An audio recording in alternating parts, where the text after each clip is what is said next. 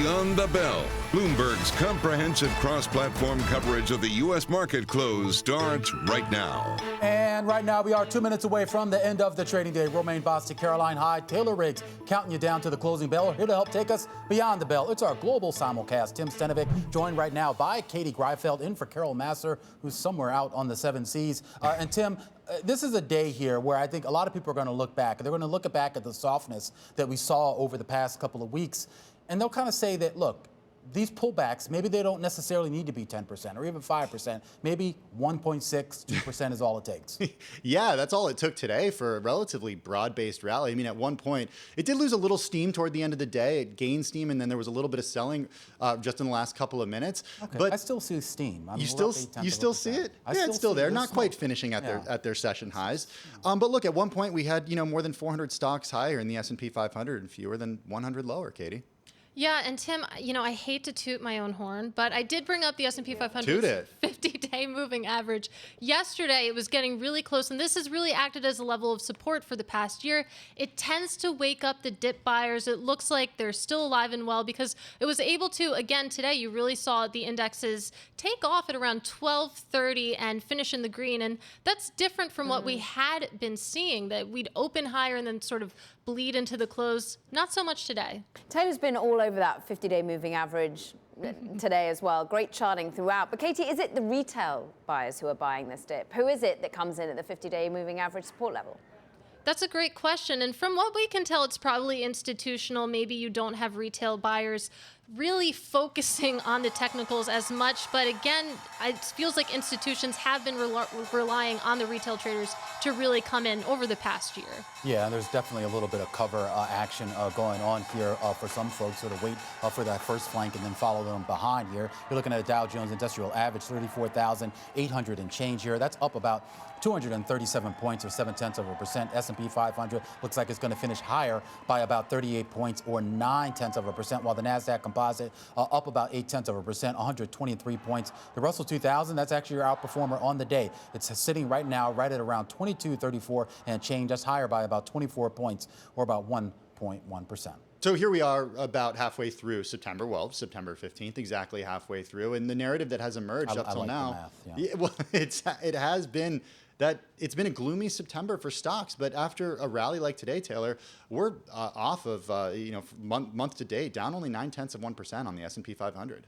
Tim, and what is so interesting is I stood here yesterday and said that even the positive sectors had a lot of red in them. Today, even the negative sectors have a lot of green in them. For our radio audiences, we do every day, the sector winners and the sector losers. And it is green across the screen. And it's an exact reversal of yesterday. Katie, when we're really talking about this reflationary trade, it's energy, it's autos, it's banks, it's software, it's materials. Does that not sound reflationary, inflationary to you? You're up anywhere from 1 to 3.75%. For the radio audience, only 4 sectors in the negative, though the losses are really light. You're only off 0.3%. It's utilities, it's services. You'd sort of expect that on a day when yields are modestly higher. Well, Taylor, that green on the screen, it made it really easy to find gainers today. And I want to start with Green Sky. This is a buy now, pay later company. Banks use their technology to provide loans to their consumers. And we learned today that Goldman is going to buy it for $2.2 billion. That helped the stock close up about 50%, adding to Goldman's consumer banking platform. Traders clearly cheering that news. Moving on, we have Dutch Bros. This is an Oregon-based coffee chain. It went public today, and the IPO was priced at $23. The stock opened at $32.50 per share, and it closed at just under $37. So that is a 13% pop just on day one. Have you ever been into one of these Dutch brothers? I would love to. I mean, just based on how excited traders were about it, must be pretty good. I'm mostly a Starbucks gal. It's like, they got broistas there.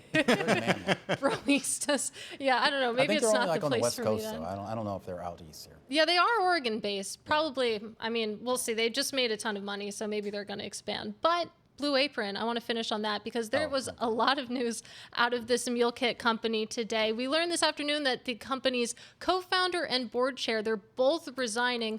But we also learned that the company is planning a $78 million capital raise. That helped the stock close about 30% higher. Actually, even more. It really spiked at the close. 45%. Yeah, wow, what a day for this company. But I will note that Blue Apron, it's still down about 9-10% this year, Tim. Yeah, and it now has a whopping market cap of about $132 million. That's with the M, Katie. Certainly a far cry small. from when it IPO'd. All right, let's get over to the math whiz. All right. Well, here I am with the decliners. Wynn Resorts and Casinos closing down 6.3% to the lowest since November 2020. U.S. casino firms that operate in Macau are still under pressure for a second day in a row after officials there said they would tighten restrictions on operators. In fact, every one of my decliners is really a China story playing out. We're seeing that happen with Las Vegas Sands as well, finishing the day down by 1.7%. It did fall as much as 6.6%, Caroline, earlier in the day. And then Starbucks also falling 3.55%. Shares did fall nearly 5% earlier. This is a story about Yum China and Starbucks falling in sympathy with Yum after Yum China gave a disappointing business update.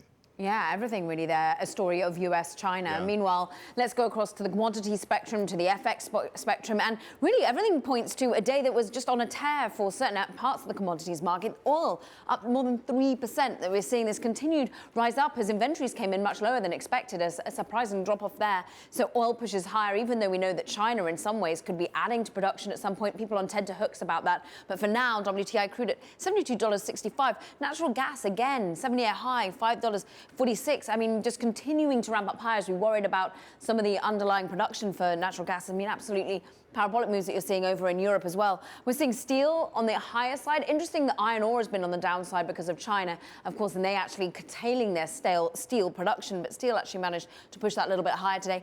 I'm looking at the foreign currency impact of this commodity move because, well, your Norwegian krone, that's what's winning out today. Why? Because it's an oil-based economy, so we're up 0.8%. I'm seeing the Japanese yen seeing a little bit of a push higher, Canadian dollar also because of the key commodity currency. On the dollar, on the downside for once, off by 0.2%. Is it the fact that we had, well, nothing really push off on inflation coming in lower than expected? And sovereign bonds, mixed picture, Taylor. We're seeing Canadian yields push that little bit higher, Aussie yields push that little bit lower. It's completely changed, but what's happened in the US? Yeah, similar story, Caroline. Yields are rising, though very modestly here across the curve. You're up about 1 basis points on the day, 5s, 10s, and 30s to 80, 130, 186 here on the 30-year bond. And Tim, it's interesting. I came in this morning, read a good statistic. The aggregate of net short non-commercial positions across all Treasury maturities is now increased for 3 straight weeks. You're getting more short positions coming in. So finally seeing a good day when yields are rising, starting to pay off on some of those bets. It is interesting as well, Tim, as we think about where we are coming in with some of the weakness in China overnight, and yet the U.S. data this morning showing much more of a mixed picture. Yeah, that's right. Empire Manufacturing coming in higher than expectations, sort of working in tandem or conflicting with what we see out of China. We certainly wait till what we get tomorrow when it comes to retail sales, but as far as what we got from China, very, very disappointing read.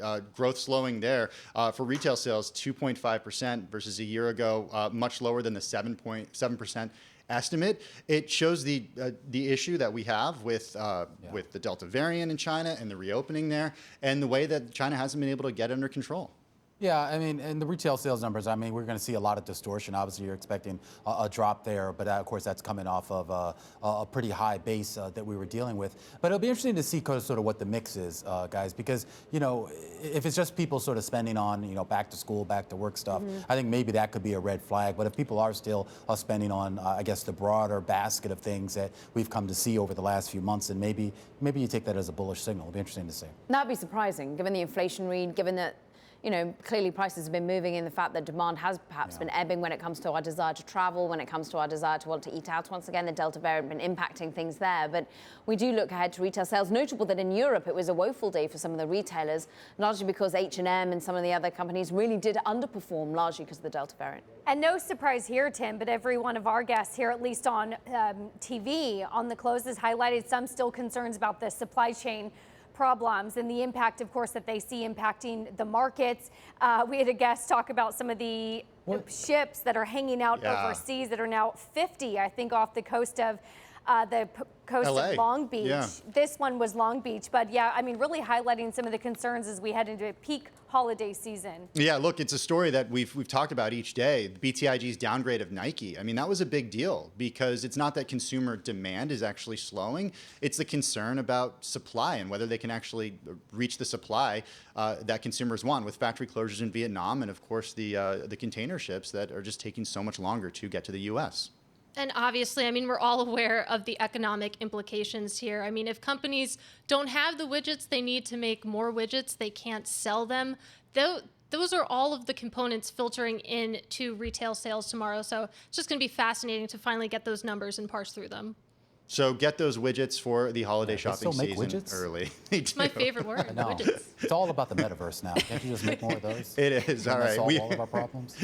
We are going to head to the metaverse. In the meantime, that's going to do it for our cross-platform coverage of Beyond the Bell this afternoon. We're back tomorrow, same time, same place on Bloomberg Radio, Bloomberg TV, and on YouTube.